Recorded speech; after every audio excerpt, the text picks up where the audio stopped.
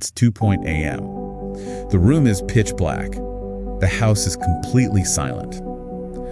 But inside your head, it is like louder than a rock concert. Oh, yeah. You know the feeling, right? You were perfectly functional all day, went to work, answered emails, made dinner, laughed at a joke.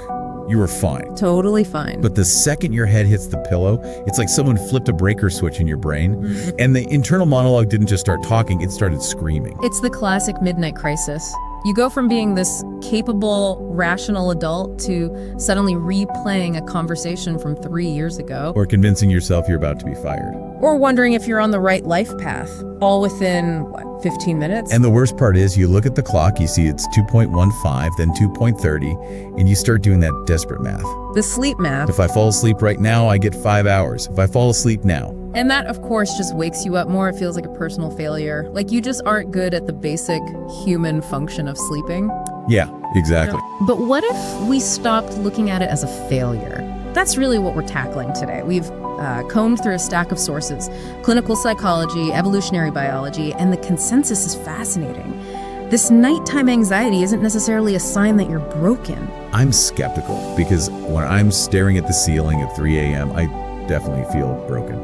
I feel like my brain is actively sabotaging me. Well, here's the twist. The research suggests that this overthinking might actually be a side effect of your strengths. Okay. This midnight mind is often a tax we pay for intelligence, for sensitivity, and for a brain that is highly capable of planning and caring. It's not a malfunction.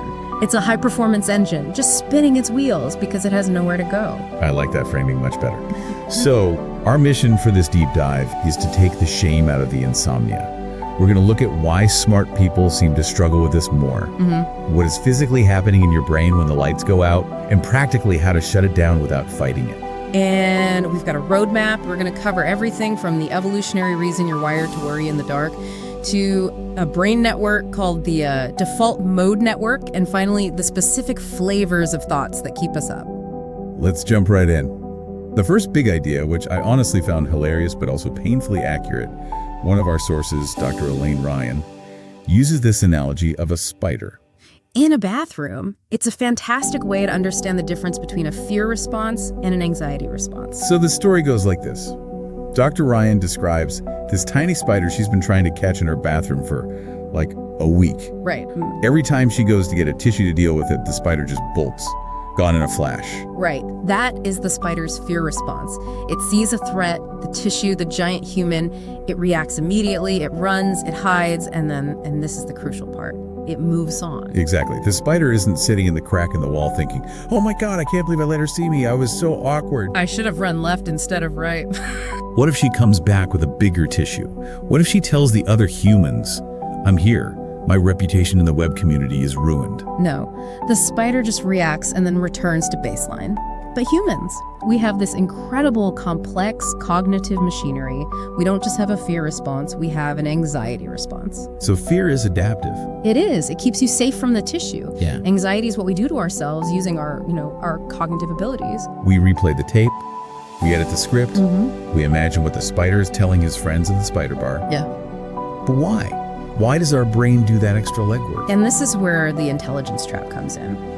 The sources argue that the same mental machinery that allows you to be smart, to plan for the future, to weigh options, to simulate different outcomes, is the exact same machinery that constructs these elaborate worst-case scenarios at 2 a.m. You can't have one without the other. So, because I have the capacity to plan a complex project at work, I also have the capacity to plan my own hypothetical demise. Precisely. Dr. Ryan calls it the curse of intelligence. If you couldn't imagine the future, you couldn't worry about it. One of the examples given is the work email spiral. I think everyone listening has been there. Oh, I know this one intimately. It starts with realizing you forgot to send one email. Yeah. Just one. At the simple fact, I didn't send the email. A spider would think, no email sent, and, go to sleep. But a smart, imaginative brain. It extrapolates. I didn't send the email becomes, I'm unreliable, which becomes, my boss will notice I'm slipping. Which leads to, I'm going to get fired. And 10 minutes later, you're lying in bed imagining how you're going to pay rent while unemployed, living in a van. It's amazing how fast we can get there. It's like a slip and slide to catastrophe. And that's the key. The spider doesn't have the cognitive capacity for that. Overthinking in this context is described as an unmanaged strength. Your brain is doing what it does best, simulating and problem solving, but it's doing it when there's no problem to solve. It's like revving a Ferrari in a garage, just making noise and fumes. But here's where I get stuck. Why at night? During the day, I can forget an email and just think, oops, I'll send it later. I don't spiral. Why does the sun going down turn me into a philosopher of doom? Okay, so this brings us to the biology of the midnight mind. And it is biological, not just psychological. There's a legitimate chemical and neurological shift that happens. So it's not just in my head, or, well, it is in my head, but it's hardware, not just software. It's hardware. First, the hormonal shift. During the day, you're running on cortisol. We think of it as the stress hormone, but it's also the alertness hormone. It keeps you focused, moving outward. Okay, standard biology class stuff so far. But here's the catch. For anxious people or people who've had a high-stress day, that cortisol drop doesn't happen cleanly. The nervous system stays activated. The tired but wired feeling. You are tired but wired, your body's exhausted, but your chemistry is still saying go. That feeling is the worst. It's like a buzzing in your limbs. Exactly, but the more profound shift is in the brain structure itself. Have you heard of the default mode network, or DMN? It sounds like a setting on my computer, but yeah, the sources made a really big deal out of this. They did, and for good reason. The DMN is a network of brain regions that is active when you are not focused on the outside world. Okay. Think of your brain having two main modes. Executive mode is when you're doing a task, answering emails, talking to people. In that mode, the DMN is quiet. So distractions keep the DMN quiet. Correct. Distractions work, noise, podcasts, screens, they protect you, they keep you in executive mode. But at night, the lights go out, the work stops, the noise stops. And the default mode network lights up. Like a Christmas tree. And its primary job, self-reflection. Oh no, that explains so much. So when the world shuts up, my brain says, great, distractions are gone. Time to think about Emmy. And specifically, times to think about your past, your future, your social standing. If you're in a good mood, this can be pleasant daydreaming. But if you're stressed, the DMN takes that self-reflection and instantly turns it into rumination. It scans for errors. It's the screensaver that comes on when you stop moving the mouse. But the screensaver is just a montage of your most awkward moments. That is a perfect analogy. And to make matters worse, we have to talk about the amygdala. That's the fear processing center of the brain. Research suggests that in anxious individuals, the amygdala actually becomes more active at night. Why? That seems incredibly unhelpful. Why would we evolve to be more scared when we're trying to sleep? Because for 99% of human history, the night was dangerous, our ancestors were vulnerable in the dark, they couldn't see threats. Right. So the brain evolved to dial up the sensitivity of the alarm system when the sun went down. They needed to be lying there listening for the snap of a twig that might be a tiger. So my brain is scanning for tigers. Yes. But in your modern bedroom, there are no tigers. There is only an awkward text message you sent 3 days ago. But your amygdala doesn't know the difference. It doesn't. It treats that social threat with the same vigilance it would treat a predator. That is so unfair. I'm lying there guarding the cave against a saber-toothed tiger, but the tiger is just, did I sound weird in that meeting? And one final biological factor is body temperature. To sleep, your core body temp needs to drop. Anxiety keeps your heart rate up, your blood pumping. What keeps your temperature up? Right. So you literally cannot cool down enough to enter sleep mode. So let's look at the scorecard. We have a vigilant amygdala looking for tigers, a hyperactive default mode network playing our failure montage, and a body that's running too hot to sleep. It's a perfect storm. It really is. And once you're in that storm, the thoughts aren't random. The sources actually break them down into flavored night thoughts. It's almost like a menu of misery. I loved this part because I identified with every single one of them. It felt like reading my own diary. The first concept they discuss is the idea of no masks. This is the emotional weight of the night. During the day, we wear social masks. Yeah. We're the capable employee, the strong parent, the chill friend. We pretend we're fine. They had to function. But at night, those masks come off, Yeah. and it's just you and your vulnerability. And the loneliness. The sources mention that even if you aren't physically alone, like your partner's right next to you, there is an existential loneliness to being the only one awake. Exactly. And in that space, the loops start. One of the most common is the regret loop. Oh, the classic. replaying a conversation and editing the script. I should have said this. Why did I say that? The brain is trying to fix the past. It's futile, obviously, but it feels productive to the anxious mind. Then there's the worry spiral, which we touched on, taking a small problem and extrapolating it into a catastrophe. Then you've got the comparison trap, wondering why everyone else seems to have it all figured out. Which leads right into the performance review.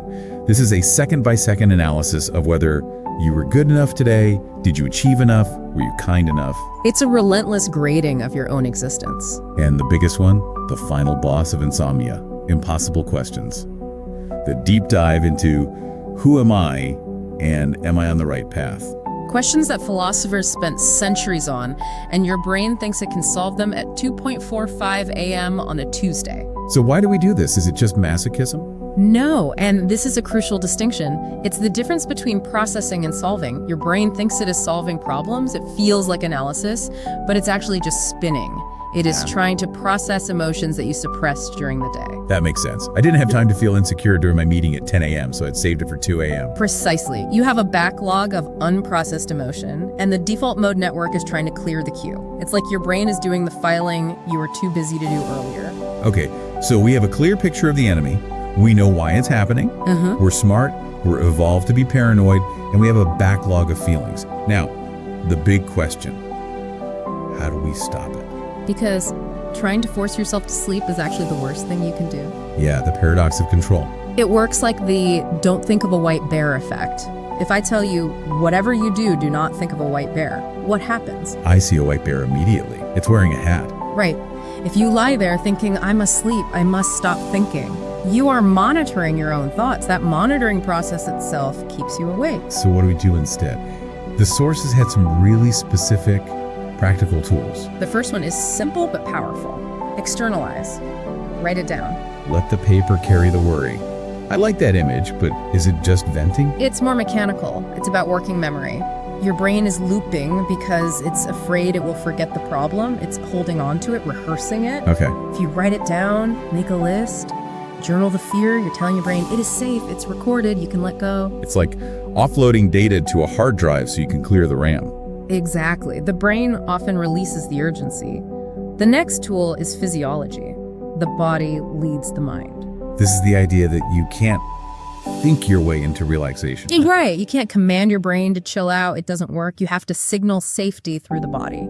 This is where the breathing comes in. And I know everyone rolls their eyes at just breathe. Yeah. But there's a specific mechanism. There is. It's about the vagus nerve, specifically extending the exhale. When you inhale, your heart rate speeds up a bit. When you exhale, it slows down. Okay. So if you focus on making your exhale longer than your inhale, say in for 4, out for 6, you physically stimulate the parasympathetic nervous system. Rest and digest mode. It is a biological override switch. It tells the amygdala, there is no tiger. If there were a tiger, we wouldn't be breathing this slowly. Another tip that really stood out was reframing the goal. We put so much pressure on sleep. Yes. Change the goal from sleep to rest. The sources emphasize that even if you're awake, lying in the dark is still rest. Your body is recovering. That's a relief to hear. If you take the performance pressure off, if you say, I'm just going to rest and that's enough, anxiety often decreases and sleep just kind of sneaks in the back door. Just lying there counts. It counts. But, and this is a big but, if you've been lying there for more than 20 minutes in a worry spiral, you need to break the association. The 20-minute rule. Right. Get up. Go to another room, keep the lights dim, do something boring, fold laundry. Yeah. You need to break the neurological link between my bed and anxiety. The worry chair. Yeah, I've definitely turned my bed into a worry chair before. It's a Pavlovian response, head hits pillow, panic starts. You have to retrain the brain that bed equals sleep. And finally, there's the boundary setting before you even get to bed. Creating a day-night boundary. Yeah. We go straight from like high stimulation screens to a dark pillow. The brain can't break that fast. It's physically impossible. You need a transition, ritual dim lights, no phone for 30 minutes, to signal the transition from doing mode to being mode. It's like a cool down lap after a race. You can't just sprint and then sit You down. have to walk it off. Exactly. Give your default mode network a chance to spin up while you're still awake and not trying to lose consciousness. Before we wrap up, I want to touch on the emotional side of this. Because despite all the biology and the tips, there's a really compassionate message here about what this overthinking actually says about you. This was my favorite part of the deep dive. It's easy to hate your brain when it keeps you up, but the sources make a point that these thoughts, exhausting as they are, prove that you are not a robot. They show you care.